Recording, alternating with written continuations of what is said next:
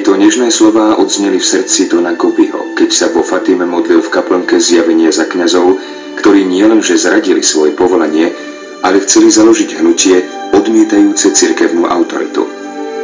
Tak vzniklo najväčšie a duchovne najsilnejšie spoločenstvo cirkvi. Neorganizované a nezrušiteľné. Zástup verných Kristovi, vojsko Panny Márie, ktoré vykročilo pod jej velením do víťaznej vojny všetkých čias. Mariánske kňažské hnutie. 8. mája 1972 io mi trovo in Fatima, keď som bol vo Fatime davanti alla cappella delle apparizioni. v kaplnke zjavenia Panny Márie, E lì la Madonna mi fece vedere che lui si entrava nei tempi che lei aveva predetto nel 17. a pocítil som vo svojom srdci, že Panna Mária mi hovorí, že teraz nastávajú časy, o ktorých ona hovorila v roku 1917, tempi di una grande crisi časy veľkej krízy per l'umanità e per la Chiesa. pre celé ľudstvo i pre cirkev. Lei la chiamava crisi della purificazione.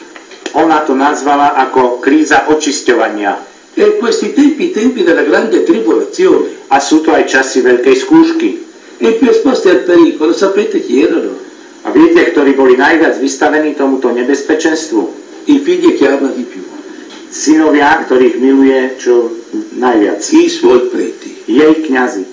Takto sa Don Gobi, taliansky reholník, stal zakladateľom mariánskeho kňažského hnutia. Poverila ho sama Panna Mária. Do konca roka 1985 Don Stefano Gobi viackrát navštívil všetkých 5 kontinentov, aby predsedal oblastným večeradlám.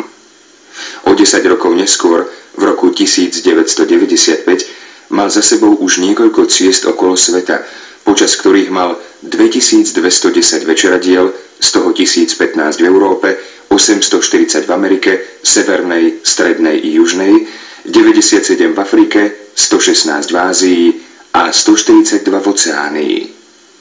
Uskutočnil 841 letov. Prvýkrát navštívil Slovensko v roku 1991. Z uvedených čísiel vidieť, ako sa hnutie všade podivhudne rozšírilo tichým a mimoriadnym spôsobom. Aj napriek paralizovanému a udúšanému životu cirkvi hnutie preniklo na Slovensko ešte za hlbokej totality, ako znamenie víťazstva nepoškvrneného srdca Panny Márie. Mariánske kňazské hnutie na Slovensku začalo už za hlbokej totality. Najprv kňazi tak v skrytosti, ale i laici schádzali sa na farách, v domoch, vo väčšom počte niekedy na chatách a tam prosili Matku Božiu, aby nám vyprosila dar slobody u nebeského Otca, u svojho syna Ježiša, čo sa aj uskutočnilo v roku 1989. Fatima.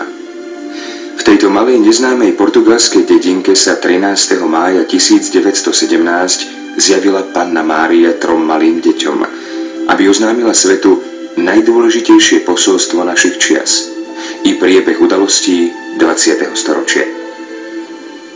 Prídem a budem žiadať zasvetenie Ruska môjmu nepoškvrnenému srdcu. Ak sa splnia moje želania, Rusko sa obráti a nastane mier. Ak nie, Rusko rozšíri svoje blúdy po celom svete. Nastanú vojny a prenasledovanie cirkvi. Mnoho dobrých bude mučených, Svätý Otec bude veľa trpieť a mnohé národy budú zničené. Ale nakoniec zvíťazí moje nepoškvrnené srdce. Svätý Otec mi zasvetí Rusko, ktoré sa obráti a svetu bude dopriatý čas pokoja. Udalosti, ktoré predpovedala Panna Mária, sa do bodky plnia.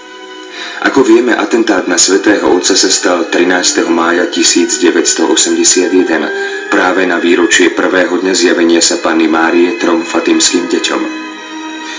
Koniec komunizmu sa priblížil. Jeho pád začal priamo v centre, v Moskve, zasvetením Ruska 25. marca 1984 nepoškvrnenému srdcu Panny Márie svätým Otcom, ktorého v chráme svätého Michala Archaniela v Kremli tajne zastupoval otec biskup Pavol Hnilica. Víťazstvo Panny Márie, víťazstvo Božie sa začalo. Radikálne to v novembri 1989 pocítil celý svet.